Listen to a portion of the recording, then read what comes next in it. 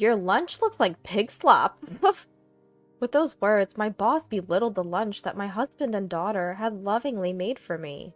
I'd put up with her insults for a long time, but this time I couldn't hold back, and I finally stood up to her. Her harassment escalated after I stood up to her. Then tragedy struck when my husband was in an accident, and our life was turned upside down. Worn down in body and spirit, I finally quit my job. Fast forward a few years. Why do you always have it so good? My old boss said to me when we met again. My name is Remy. I live with my husband James and our 5-year-old daughter Mabel. Today's lunch looks delicious. Thanks, Mom. You're welcome. I'll probably be late from work today, so enjoy your time with Dad. Please pick up Mabel from the childcare center. Okay. This is a typical morning scene in our household. I'm always rushed and bustling about. Yet my husband and Mabel watch over me with smiles, never uttering a single complaint. I work in caregiving. It's a shift job with early and late hours, and overtime is common due to staff shortages. The work can be physically demanding, but I'm proud of what I do.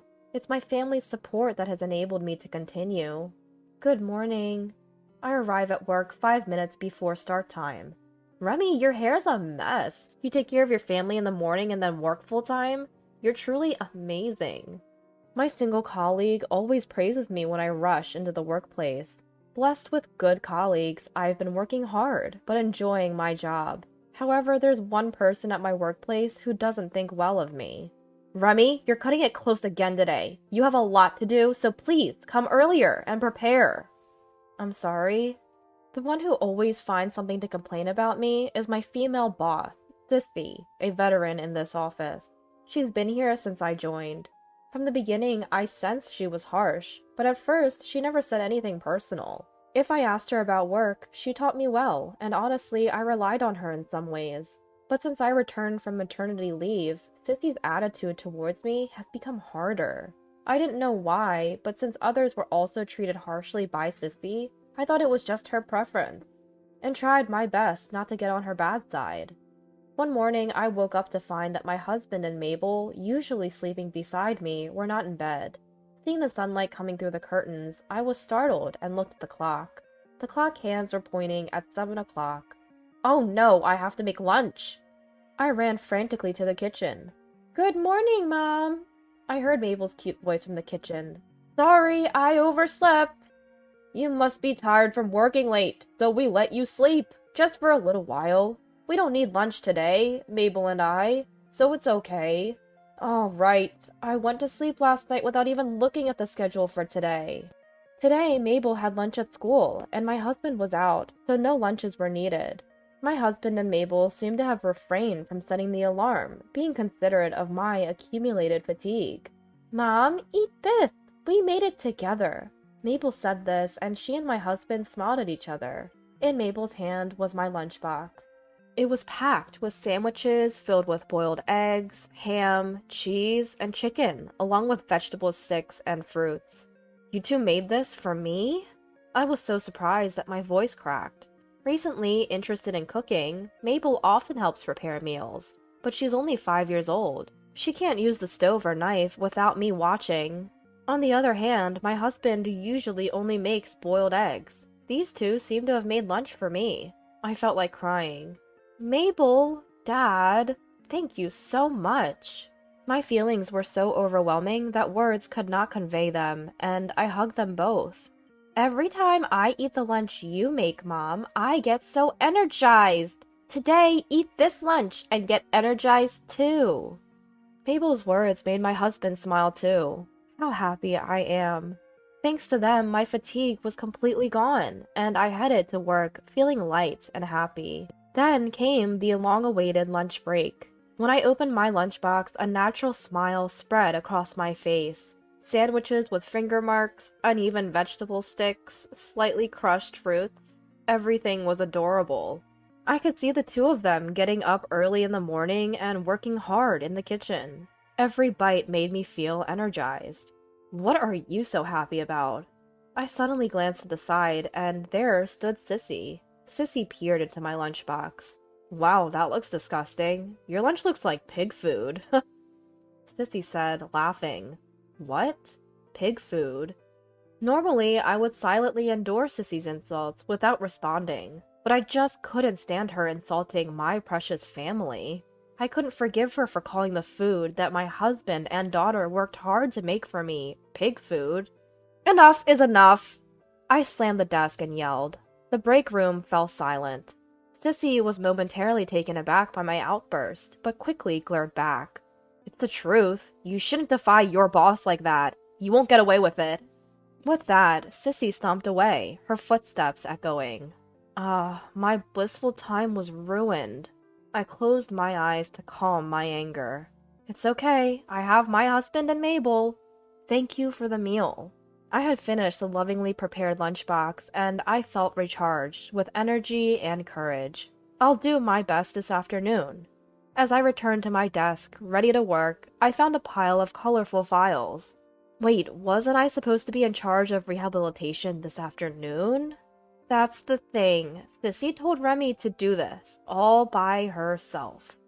Colleague said, pointing to the stack of files. These were files related to inventory management. By herself? I'll help once you're done. Colleague whispered, glancing at Sissy, before hurrying away. Inventory now? And all by myself? Today's overtime is confirmed. From that moment on, Sissy's harassment of me only worsened. You've been sighing a lot lately. Are you okay? I'm having a hard time getting along with my boss. I love my work, though. At home, I tried not to think about work, but my husband and daughter were worried about my constant sighing. Mom, don't overdo it.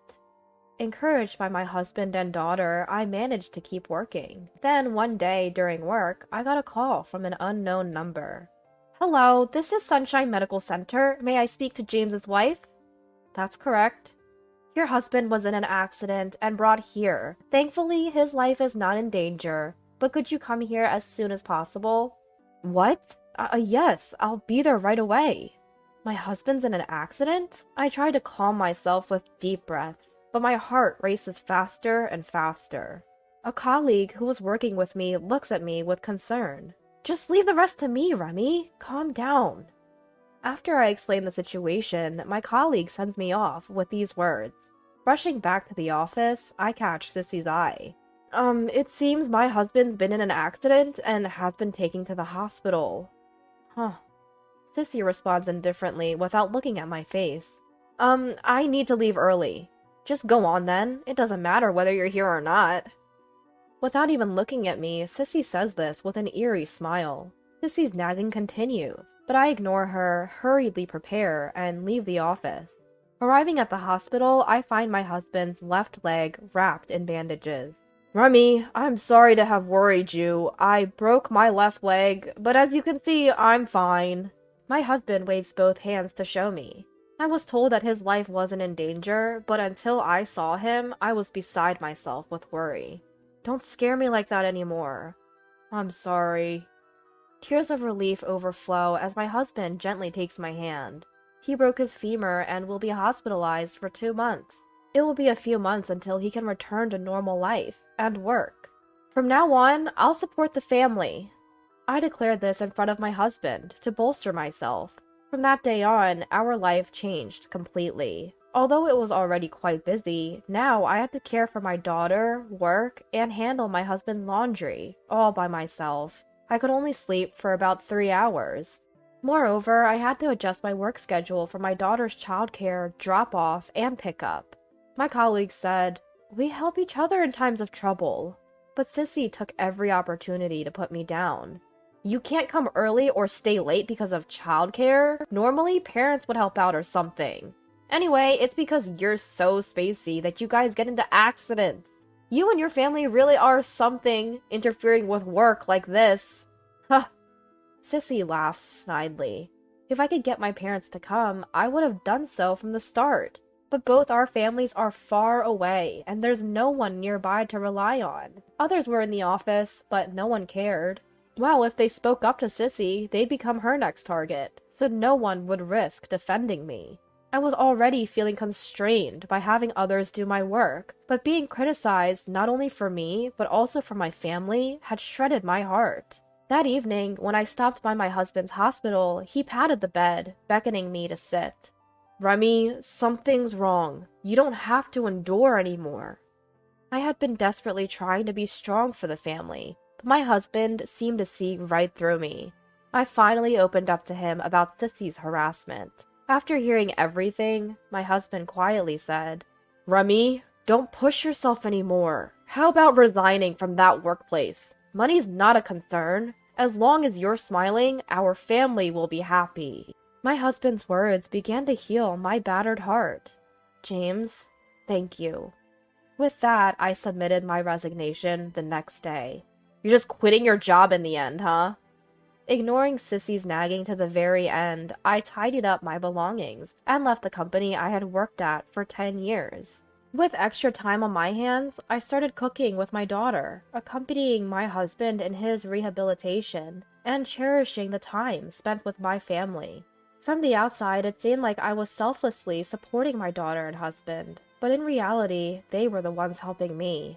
Spending time with the two of them rejuvenated my stress-weakened heart, and I began to feel happy every day.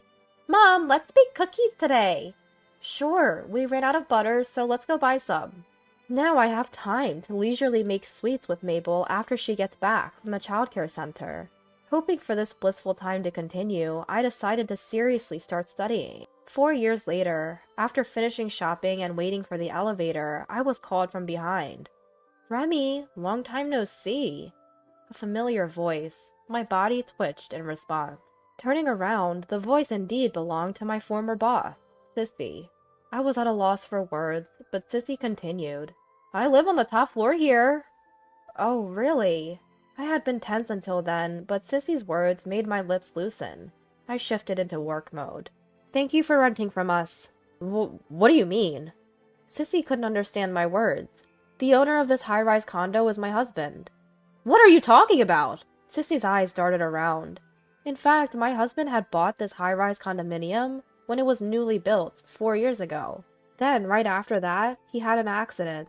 While he was hospitalized, I quit my job and started studying frantically, taking over the owner's duties for the condo in place of my husband. Feeling suited for the owner's role, I continued to support my husband, even after he was discharged. I continued my studies, and now I own and manage a condominium myself. How do you like our high-rise condo? The view from the top floor is stunning, isn't it? By the way, a new condominium was built in the neighboring city recently, and I am the owner there. It's close to the station and very convenient. If you know anyone who wants to live in a condo, I can give you a brochure. Shut up! I was eagerly pitching, thinking that someone living on the top floor would likely have money. But Sissy interrupted my words, screeching. Why do you get to have all the good things? She's not my boss anymore, so I'll tell her what I really think. I made up my mind to do just that. What are you talking about? Working hard only to be belittled by you. What's so good about that? Sissy's face twisted in anger. You have a loving family, don't you? What? Sissy looked down, murmuring softly. If I had children, I wouldn't feel so miserable. Then Sissy revealed her inner thoughts in a voice so soft it was barely audible. According to her, she had married, but was unable to have children. She wanted them, but things didn't work out with her husband, who desired children too, and they divorced. As a result, all that remained for Sissy was her job, and she worked tirelessly to outperform everyone else. But every time she saw younger people getting married, having children, and taking a year of parental leave, she felt miserable.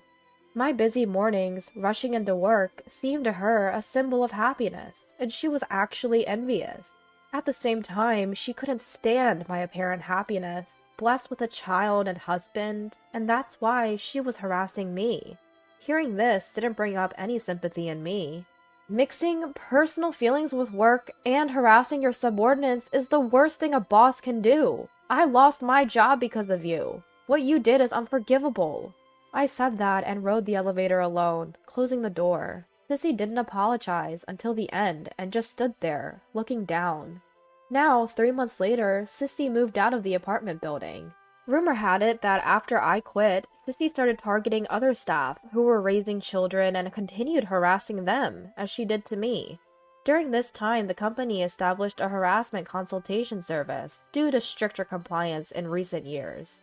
One day, there was an anonymous tip about Sissy's harassment, and the company conducted an internal investigation.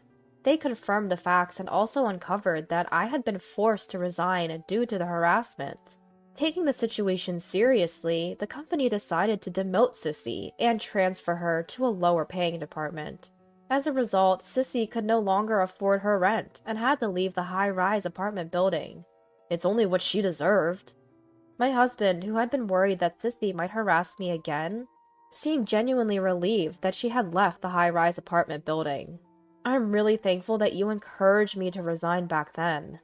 Me too. I'm always thankful to Remy. Let's keep it going. With that, my husband reached out his hand. We shook hands and looked up at the vast sky. Our family's future will surely continue, just like this sky. Surrounded by the clear sky, we felt happiness in our everyday life together, as a trio. From the bottom of my heart, I wished to continue this way forever.